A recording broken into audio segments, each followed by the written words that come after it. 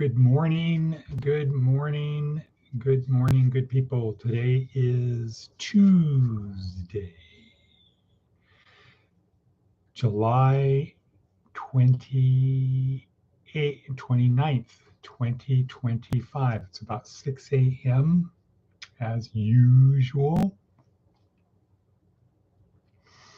My name is Edward Bevilacqua. This is Department of Career Services, where our goal is to help our students and other interested people on their journey through this life, or to experience this life as we're on our way somewhere else for a much, much longer period of time.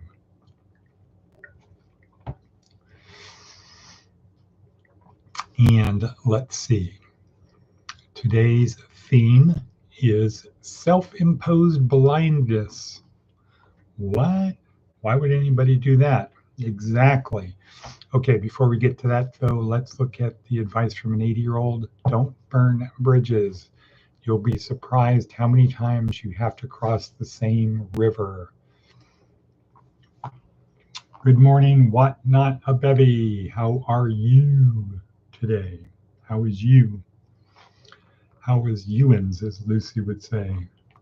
Swami Pakuka Dika Dika Luka Nuka on the said, we cover our eyes and weep what that it is dark. Aha, aha. I'm blessed, wakeful, and smiling, LOL. HOL, howling out loud. Okay, so let's see. What else we got on our hit parade here? Our theme, a self-imposed blindness. This is a Darren Hardy thing. This thing for today, twisted pride. Calls it a twisted pride. What is the twisted pride that he's talking about? This twisted pride is killing your success. Alrighty then. This is day 2 of week 3. Day 2, week 3, our neuroscience-oriented approach to success. Right. This is on outside my skull-sized kingdom, meaning there's other people out there and I need those people to cooperate with me. I need their assistance. I need their help. I need their support. I need to know how to motivate them, or self-motivate them. It's even better. I have this boat that I've built. I want to go on a journey, but I can't do it myself. I need other people to help me crew the boat, to experience it with me. So, from our neuroscience-oriented approach, if I know how my brain works, what do I know about their brain? Right, I know how their brain works. Right, because their brain works the same as mine. Their beliefs are different, and thus the things that motivate them are different, or they'll release different neurotransmitters. Sometimes for the same stimulus, they'll react differently. So the more I understand that, the better it is for me to help them help me. Help me help you. Help me help you. Okay, what else we got on our hit parade? Rather long one by Seth Godin. But we've got time because we didn't do the long intro today. The menu. A while ago, I ate in a restaurant that had no menu. The waiter simply walked over to the table and said, "What do you want?" As a bold statement as this is, it made many diners uncomfortable and often led to people ordering without much imagination. Around the same time, I found myself in an out-of-the-way diner that had a 29-page menu. It took our group a long time to figure out what to order. And then we discovered they were out of just about everything. A menu, not just in a restaurant, serves many functions. It's not simply a list of what you have, it's also a prompt for what you believe in, want to do, or contribute. The menu gives the customer an opportunity to respond, not simply to initiate. When a prospect asks, "What do you have?" and the answer is, "What do you need?" we haven't made much progress. Adobe Photoshop is hitting a real menu problem when it comes to AI. Every week it seems they announce powerful new features, but they've lost whatever coherent menu structure they used to have. And worse, the typical user can't imagine what to do next. A disciplined menu structure doesn't limit user choice, it increases it. Okay, so not enough is not enough. Wow. Not enough is not enough. And too much is too much. The Goldilocks conditions. The Goldilocks conditions.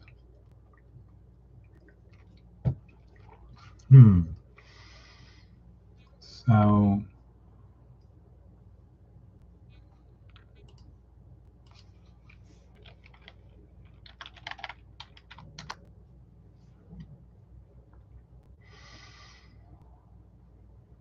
golly gee.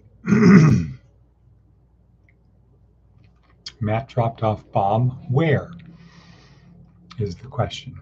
Okay, we'll hopefully get an answer to that one. All right, well, let's see what else is on our hit parade, our menu. So Darren Hardy talking about a self-imposed blindness, talking about this twisted pride is killing your success. What is that? What's he talking about? He's talking about cynicism, and he uses Teddy Roosevelt's famous "The Man in the Arena" speech. Credit goes to the man in the arena, whose face is marred by blood and sweat. Not the critic, not the one who points out when the strong man stumbles or comes up short. Right? The cynic. So Darren Hardy is very negative on the cynic. It is a self-imposed blindness. You see things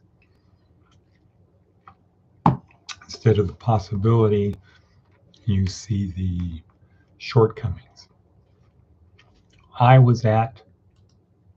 Last night I was at the kickoff. I was asked to go to the kickoff of the Aaron Ford campaign for governor of the state of Nevada. He was in Pahrump at the senior center, came to talk to seniors. I was invited or asked to go. So naturally, I went. And it was disappointing because the room was filled with cynics. In fact, it seemed that the approach was not "we're good because here are the good things we want to do or can do." It's "we're good because they're bad. They're bad, we're not like them, therefore we're good." And person after person after person that spoke talked about the bad, what's bad, the cynics in the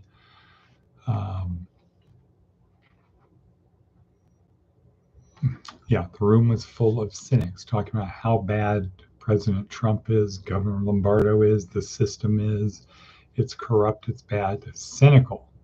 No one had anything positive to say. So naturally, I had to raise my hand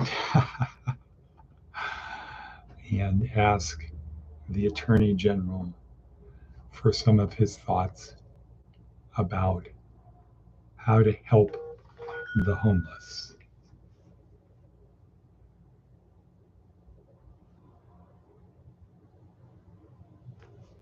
How to help the homeless.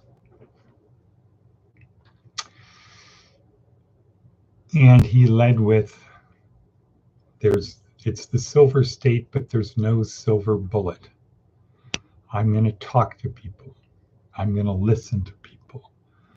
We need this, meaning there is housing people, mental health people, substance abuse people. So the thing is, the bottom line, the takeaway was he understands it's a problem, doesn't really have any ideas, therefore it's not on his priority list, and maybe it shouldn't be. Maybe homelessness is not one of the top 5 problems. But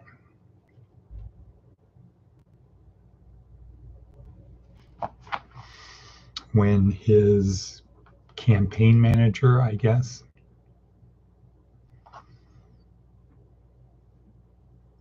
was circling around the room at the end, guess who the first person they wanted to do a separate little interview with was? Oops. Uh-oh. Oh, nothing good is going to come of that. That's faux sure. That's faux sure. So the toughest question was, what do you think is so great about Pahrump?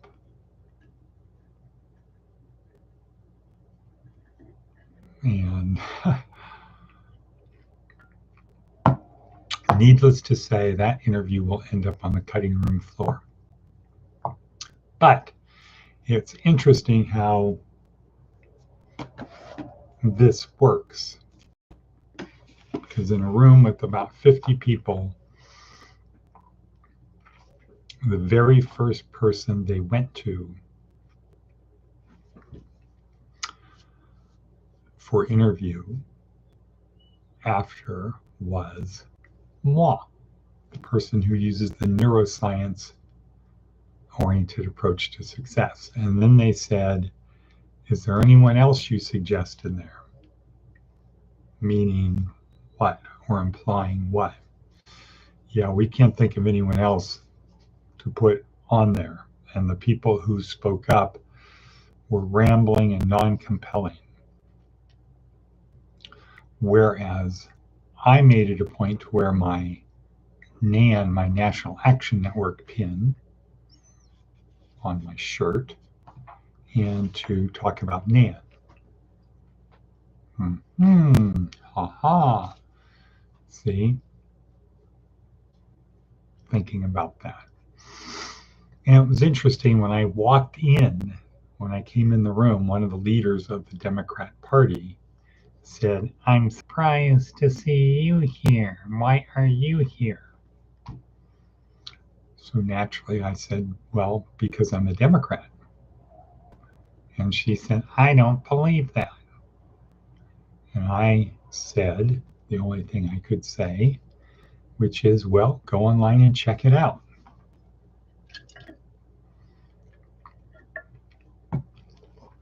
So,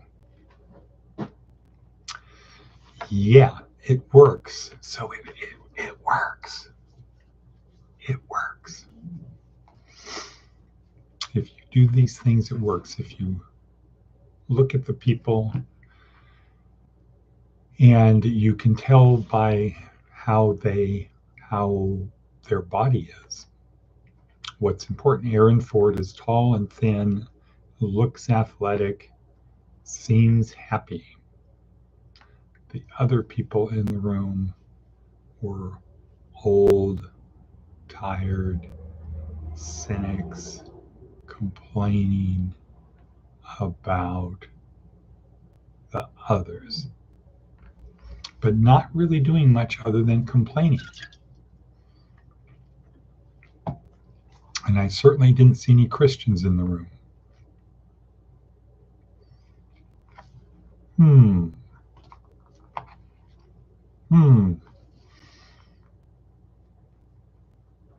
Okay, so let's go back to our worksheet, and then we'll summarize, wrap it up, and move right along.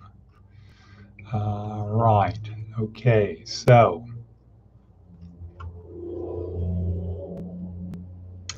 you'll figure it out. Okay, Seth Godin, you'll figure it out. Tell yourself that. When in trouble, tell yourself you'll figure it out. Another incantation. Something great is going to happen to me today. Have that as the belief in incantation. Something great is going to happen to me today. Also, another incantation. I will do good no matter what happens to me. I will do good no matter what happens to me today. And that could be a great place to end.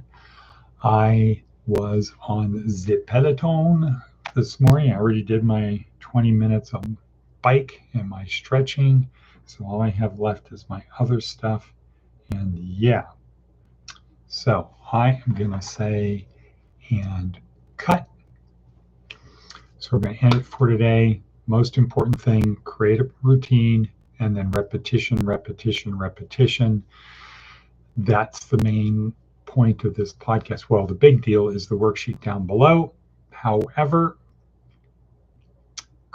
build better habits. That's the secret. Build better habits. Create a routine, repetition, repetition, repetition. I am on, for example, with the Peloton. I am on, let's quickly see what the number is. Blinded by the light. You can't see it. It's too bright.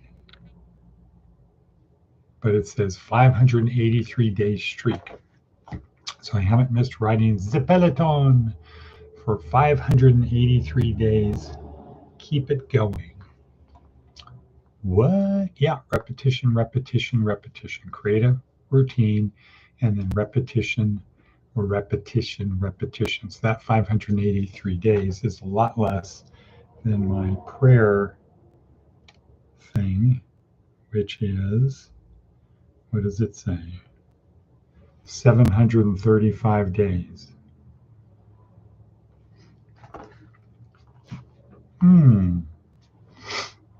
But that is dwarfed by the number of days in a row that the podcast has been on. So repetition, repetition, repetition.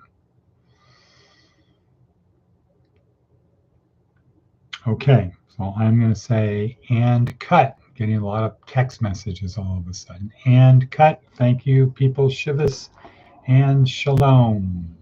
Bonk.